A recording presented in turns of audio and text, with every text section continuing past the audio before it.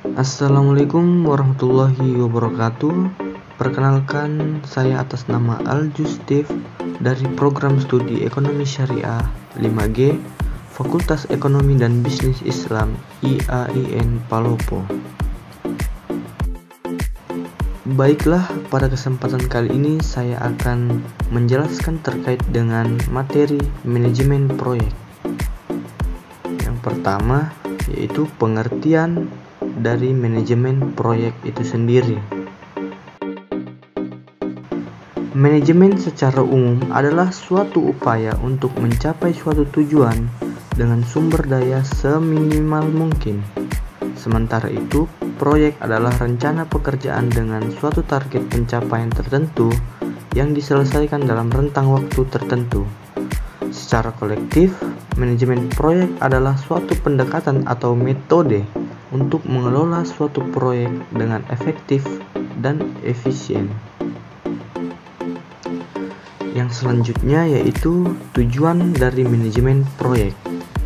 Tujuan manajemen proyek yang pertama yaitu menyelesaikan tepat waktu. Pada manajemen waktu, ditentukan lini masa yang berisi kapan suatu kegiatan harus dimulai dan kapan harus selesai. Dengan adanya hal tersebut, proyek akan selalu dimonitor supaya dapat selesai dalam waktu yang telah ditentukan. Tujuan yang kedua yaitu menjaga anggaran, di mana anggaran merupakan salah satu aspek yang dikaji dalam manajemen ini. Dengan pengkajian tersebut, akan dicari jumlah anggaran seminimal mungkin, tetapi masih dapat menunjang tercapainya kriteria proyek yang telah ditentukan di awal. Tujuan selanjutnya yaitu menjaga kualitas. Sebagaimana telah disinggung pada poin sebelumnya, kriteria proyek yang ditentukan di awal harus tercapai. Artinya, manajemen proyek juga membuat standar kualitas dari suatu proyek, sehingga ia tidak dikerjakan secara seenaknya saja. Yang terakhir yaitu melancarkan proyek, di mana pada akhirnya proyek yang ideal adalah proyek yang selesai sesuai dengan perencanaan awal. Baik, selanjutnya kita ke sasaran manajemen proyek. Sasaran manajemen proyek itu ada 4. Yang pertama, menyelesaikan dan mengembangkan proyek sesuai dengan anggaran biaya dan tenggat waktu yang telah ditentukan, sekaligus dalam kualitas atau spesifikasi sesuai dengan yang telah disepakati di awal. Yang kedua, meningkatkan nama baik pelaksana proyek berdasarkan kualitas hasil proyek.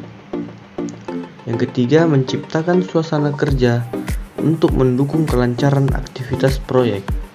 Dan yang terakhir, menjaga keharmonisan antar pihak dalam proyek sehingga seluruh pihak terlibat akan memberikan yang terbaik untuk proyek yang sedang dijalankan. Oke, selanjutnya kita masuk ke ruang lingkup manajemen proyek, di mana hal-hal yang termasuk ke dalam domain ruang lingkup manajemen proyek.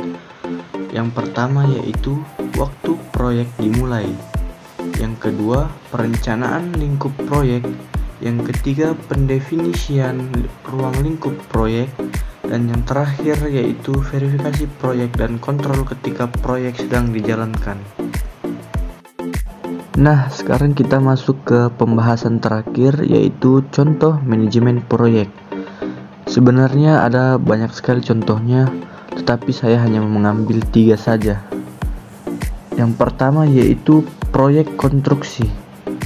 Proyek konstruksi adalah proyek yang berhubungan dengan pembangunan sarana publik seperti pembangunan bendungan, gedung, kawasan pembangkitan listrik, jembatan, dan sebagainya. Yang kedua yaitu proyek penelitian.